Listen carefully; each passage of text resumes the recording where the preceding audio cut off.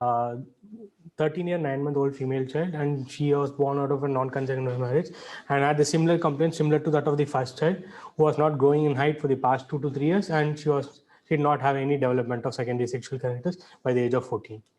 And there was no any history suggestive of chronic illness in the form of, which was previously mentioned, blood in stool, constipation, abnormal pain, bulky stools, chronic cough, decrease or increase urine output, symptoms suggestive of hyperthyroidism and joint pain and recurrent and ear infection.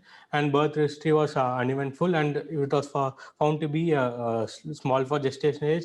The birth weight was around 2.3 kilos, and she had a normal development. She was studying 600. She was good in studies, but the mother complained that she was not as good as math as compared to that of other subjects, and she had no history of any similarness in family. And she was the girl child who presented in our OPD. And when we had the general examination, we found a lot of abnormalities, which was similar to that of Turner phenotype. We had increased carrying angle, and on the face we had multiple nevi, low set ears. Along with that, we had brachymetatarsia and with Turner staging of B1, P1, and MC. And so I think this is a very important message again, that if you have a growth failure, along with that puberty, always think of a Turner syndrome as a possibility. So you said the positive findings were the facial nevi, which is there. There was no brachymetacarpia. No, carpia was not there. Tarsia was there. Okay, carry on. In anthropometry, we found that here the height age was more severely affected when compared to that of the weight age, and height age was minus 3.84, whereas weight was minus 2.78. And vital examination, we found that the pulse periphery equal in all the peripheries, and we've also found measured BP in all the 4 limbs, which was found to be equal and was found to be normal, and the rest of the systemic examination was found to be normal. And summary, we had a 14-year-old female child with severe stunting, wasting, and in addition to that, we had features of Turner's phenotype, which included the increased carrying angle, brachymetatarsia, multiple nevi, and low set ears, and Turner staging of B1, T1, and M0, and there was no signs of any systemic illness. And so, what is Turner syndrome? 46X deletion. No, what is when you say, when I talk about definition of Turner syndrome, you have to be very precise. So you said 46X deletion. Yes, sir. So anybody with 46X deletion will have Turner syndrome. It depends on the where the site of deletion, sir. You want the whole chromosome to be deleted, or a part of chromosome deleted, or what? Even a part of chromosome deleted will bring in features. So if you have a boy who comes to you who has got a part of X deletion, is the boy a Turner syndrome? No. It has to be first of all phenotypic female. So that's very important. So it has to be a phenotypic female, cannot be a boy, cannot be a DSD. So these two things are out. In DSD, you will see a lot of these X deletion and that mosaicism. First is phenotypic female. Second is one intact X chromosome. So you need to have a one X chromosome which is normal. Then part or complete of the other X chromosome is deleted. There are 2 more exceptions to the rule, Pratik. So first of all, deletion from where, what point is there? Yes. So which deletion in the X chromosome will you not talk about Turner syndrome? Beyond Q24. Q24. So yes. So if you have the long arm deletion beyond Q24, it is predominantly presenting as ovarian failure. Okay. Because the PAR1 is mainly in the P arm, where you will have problems of short stature, shocks, and all those things, which is not happening. So that's one. Second, suppose you have a 60-year-old lady and you find that there is a 6% mosaicism with XX. Do you think that that is Turner syndrome? Beyond 60. So after 50 years of age, the normal mosaicism may happen because of that particular age. So, and how many karyotypes will you like to do the metaphases? We need to look for a Y line, so we need to do minimum of 20. Minimum of 20, but some people now are talking about 30 as a standard protocol. Yes, carry on. And investigation, we found that the screening investigation was all normal. And like already mentioned, USG, they mentioned about the hypoplastic uterus, which is quite common in the pre-pubertal age group. And we found that FSH was found to be very high. As I mentioned, even above 120 was considered to be significant, whereas in this case it was 102. And so now you have got everything in this girl which has Turner syndrome phenotype, typical Turner syndrome. FSH is 100. Why are you wasting money on karyotype? Because if you miss out a Y cell line, there's an increased chance of developing gonadoblastoma. So it is always necessary to karyotype despite. So even if you are 100% sure, you have to do a karyotype because your management will change. You will have to do a prophylactic gonadectomy in the case. So that I think is a very good message on that. And we did a karyotyping, and actually, as expected, we have found it to be a case of Turner syndrome. So can you explain this a bit? What do you find here? Sir, it is involving the Q arm at the level of the 13th part, sir. Yeah. So it is slightly Q is basically the long arm. Yes, sir. So it is, that's why her height was how much? So height was delayed, sir. How much? Minus 3.78. Exact height. Height was 129 centimeters. Okay. 129 centimeters. Sir. 129 centimeters. So yes. So this is one area in which you will have maybe a bit of shocks is there because shocks is in which part? It's in the PAR1 region, which is the XP. So in this case, the shocks will be there. So height sometimes may not be less affected, but this will behave more like a ovarian phenotype, not much of a cardiac phenotype. That's why you didn't have that many skeletal abnormalities and all those things which were there. And that's how it becomes important. We'll have a full session on Turner and all those things later. Yes, sir. And we did the screening investigation to roll the other association, and it was found to be normal. As we have already expected based on the karyotype. 15-year-old female who presented with primary amenorrhea, absent secondary sexual characteristics, and short stature. So this history per se is similar to one of the previous cases, but over here the age is 15 years old. General physical examination was normal. Vitals were stable. Again, there was no presence of any Turner stigmata, no brachymetacarpia, no eye or any skeletal abnormalities were present. So our anthropometry showed that the height was affected at minus 3.13 SDS. The weight was minus 2.12 SDS.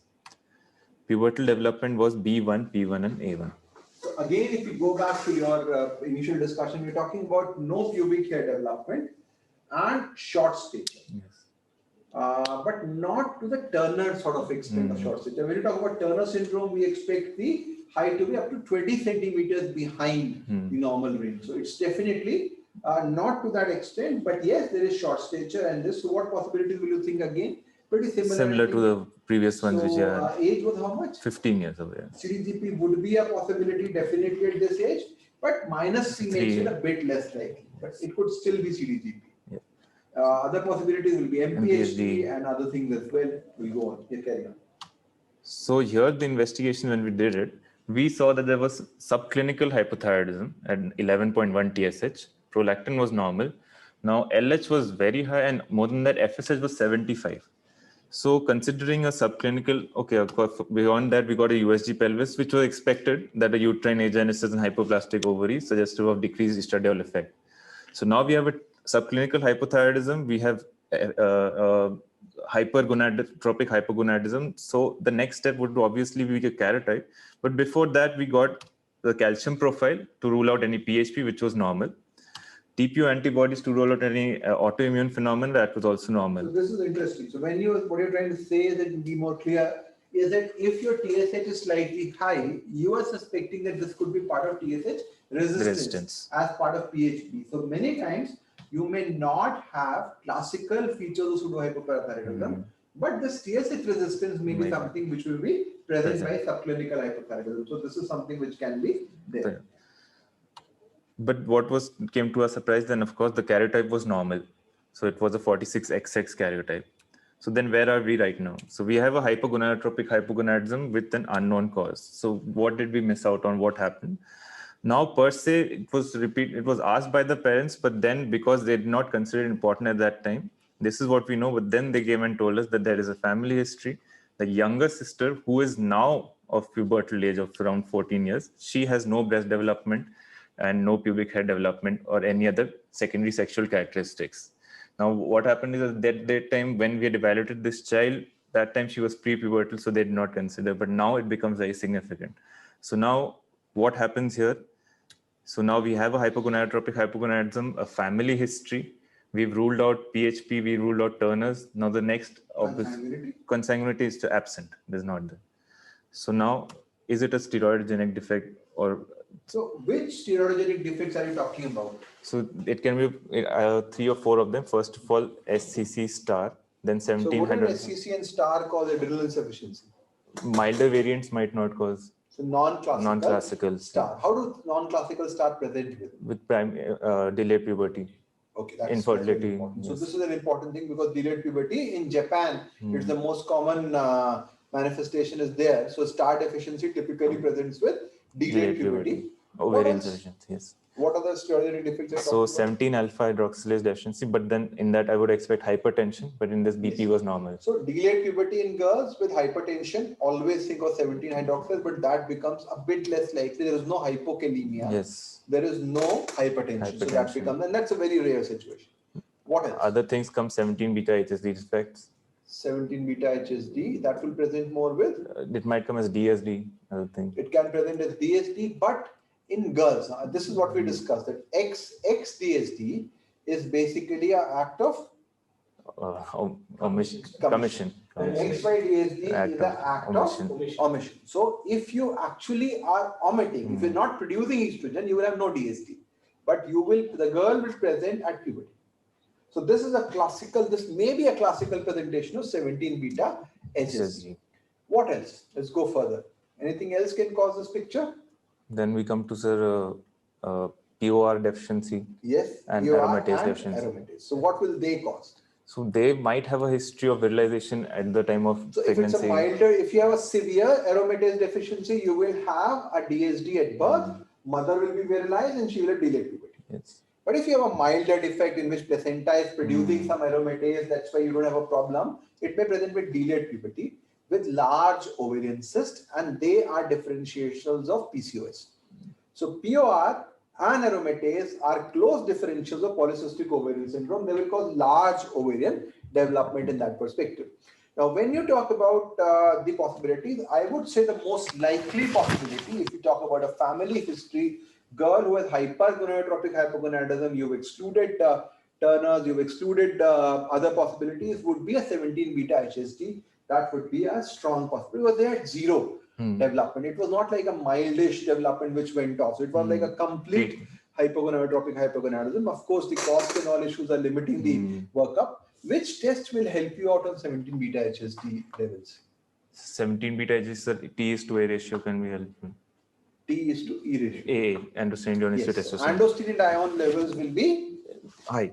high. So because you are not converting andro to testosterone. So that will be on the higher side. But in girls, yes, so if you have a high androstenedione and yet your estrogen levels are not high, it will be 17 beta HSD. It won't make a huge difference because it's just a ovarian issue. It's not going to cause an adrenal problem. So that's why we are not that much pushing in that regard. So this is a very, very interesting case.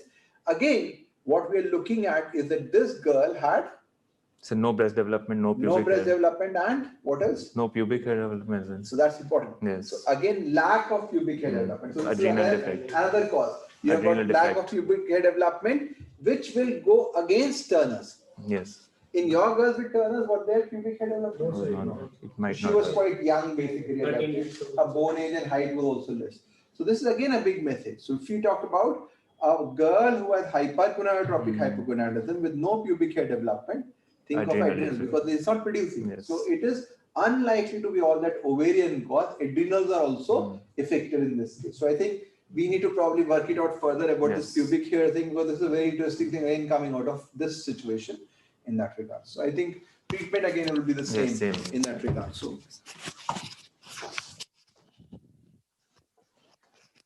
I think this was a very, very interesting case discussions, and Pratik and Narayanan both had presented wonderfully about all these 5 cases. And the key messages, if you look at it, if you look at growth, if you look at pubic hair, you will get the diagnosis. First case, short stature, no pubic hair development, and sick child. That was a systemic illness, turned out to be celiac, very classical.